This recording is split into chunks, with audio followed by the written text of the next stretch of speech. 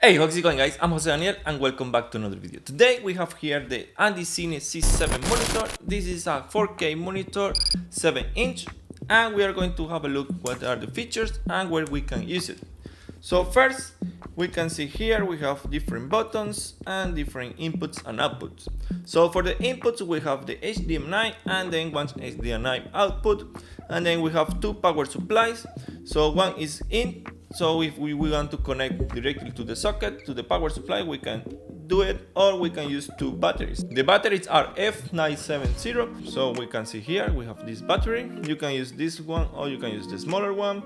You can use one at a time or two as well if you want to, and then if you use two and once battery run out, you can change that battery and still working with the monitor. The other output for the power supply, you can use it to power up the camera. So if you have the battery that comes with the cable to the power supply to direct power, you can use it here with the monitor. So basically you connect one from the socket to the monitor and then from the monitor to the camera. The other thing we have here, three threads, one on the right, one on the left and one on the bottom to mount our monitor. The monitor comes with the mount, so we can see the mount here, and we still have the cold shoot where we can use the spotlight or we can use a video mic. The monitor comes with the HDMI as well, and the battery is separate, so make sure that you get your batteries to be able to use the monitor. The other thing we have here is the output for the headphones, where we can monitor our audio of the video. And the other thing, we have the slot for the SD card, where we can upgrade the firmware for the monitor, as well as we can upload our LUTs. Let's say you are filming and you want to get a specific style, a specific color, you can upload your LUTs and then see how it looks. When we connect the batteries, you can see here the red light. This indicates the battery is there. When we turn on, the light is going to become yellow, and then when we connect it,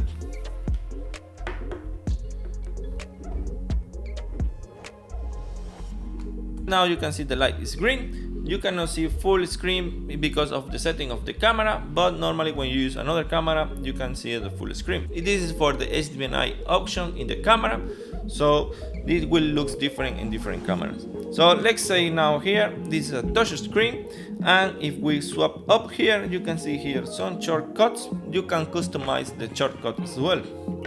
The other thing here on the right, if I drag my finger, you can see the volume is changed for the headphones, and then on the left hand side is the brightness of the screen.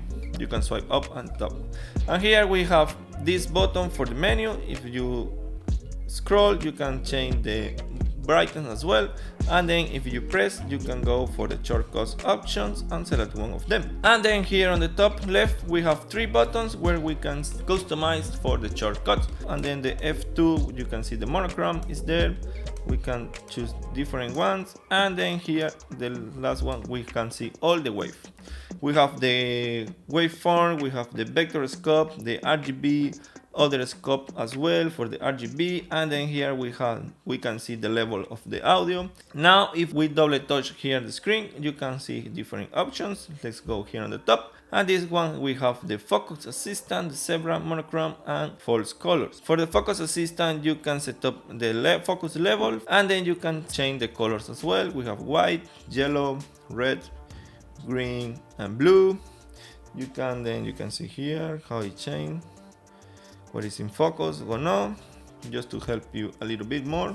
And then we have here other settings. So basically here is what we are going to choose for the frames. Let's say you want to go for social media that have different resolution, like Instagram, Facebook, YouTube, or any other platform that you want to that specific resolution. Here is where you can change. You can go for safety marks or mark matte. So what is the difference between them?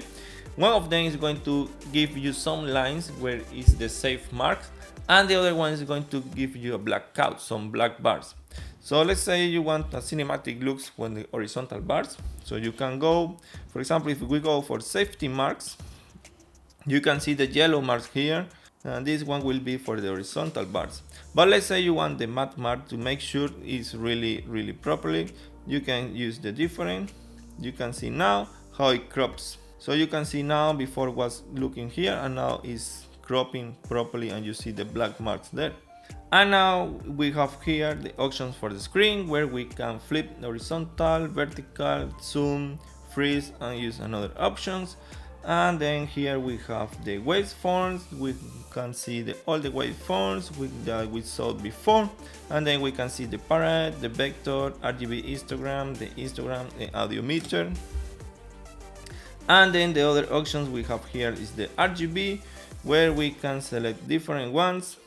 We can select here our lots as well, and having a different looks. And here in the settings we have the wheels, we have the F1, FT. So the wheel basically is this one here. We can set up what we want. We can customize, for example, volume, zoom times, black light, these three options, the brightness, the volume, or the zoom times. And then for these three buttons we have here F1, F2, and F3. We can customize as well. And then we have the language and other options over there. So basically those are the options we have. This one for this monitor is really handy, it's really well. Where should I use this monitor? So basically for me, I will use it for interviews. I will use it for assistant camera, like someone want to tilt the focus because it's big and you can see better if it's in focus or not. And then let's say you're filming a short film or a feature film, and then you miss something, you miss the shot because it's no focus, it's out of focus, and then you just have to repeat the moment, the scene. But sometimes you won't be able to repeat the scene, that is going to be a waste of time, and you waste that moment, and maybe that moment was important and now you cannot use it because it's out of focus. So here with this monitor, with this side, is proper for that. You can see properly. And this one, if you have a transmitter, you can have it far away from the camera, and you can give it, for example, you just go for a wedding, or you go for a commercial video, a festival, or let's say some small events, and you give the monitor to your client, and the client can see what is happening, what you are filming, and what you are working on. And this one is going to give you more value to your equipment and your production, as well as if you're doing a feature films. Let's say you are working with a crew, and maybe it's a director, a producer, or assistant camera. They can see and monitor what is happening, if everything is working well. As well as I said before, the pull focus can use this monitor as well. The batteries here is really give you more control, is more grip to the monitor, but be careful, if you press this button the batteries can go out or something like that. But at the moment you can see I can hold it like that, and then I can working. For example, if I monitor something else, it's really handy. And the other good thing, for example, if you have a mount monitor different than this one, that allows you to put it on the tripod. It will be helpful because you can have the monitor far away from the camera, and maybe you need close to the socket to power on the monitor, right? And you're using a transmitter. That option will be helpful because you have the monitor on the tripod, and then you can tilt, sweep, and everything else. You can move the monitor. With this mount you can do this movement as well. For example, if I mount here on top of this DSLR camera, so you see here I can sweep the monitor, I can tilt up and down. It's a little bit, you see, you can tilt up and down. And then it will be helpful as well if you find a shorter cable than this, because you can see here the camera is there and here, and just this distance you don't need like half meters of the cables. And then you can see here what I mean. You see the monitor, you see how the batteries looks, you see this is the size of the camera. You can see here it's really big, the size of the camera and the monitor, and makes it heavy. And if you want to give some movement to your shot and use it for a gimbal on top of your camera, I recommend you to go for a smaller monitor. There are some monitors the size of the cell phone, and that monitor will be helpful to use it. And these are the options for these monitors and where we can use it. So I leave you the link in the description and you can go and check it out. So that's it for today, guys. I hope you learned something new. Hit the like button, leave your comment below, don't forget to subscribe, and see you guys in the next video. Peace. Probando 1, 2, 3, 4, 5, 6, 7, 8, 9, 10.